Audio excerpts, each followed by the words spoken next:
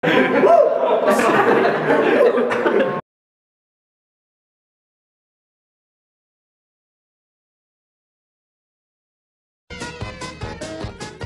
nominácia. Aký je rozdiel medzi ostrým a tupým uhlom?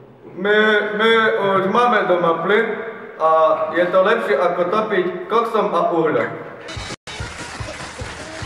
Druhá nominácia. Vymenujte vybrané slova po Č.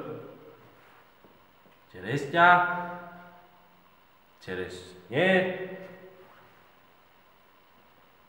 šošovica. Tretia nominácia.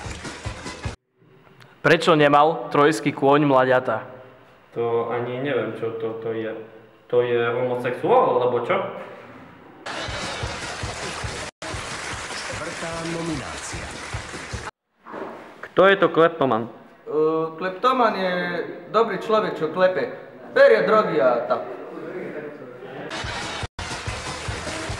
Piatá nominácia.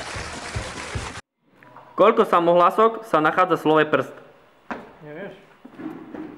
Iba jedna. Jaká? E.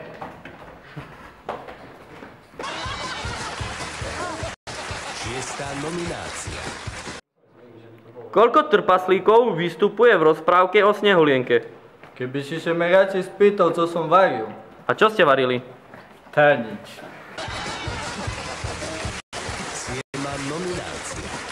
Aký uhol opíše sekundová ručička za pol minúty? Aký uhol? Za pol minúty? Môžem sa pozrieť na hodinky? Môžete. Ty co kameruješ? Počuj, ale ja mám digitál.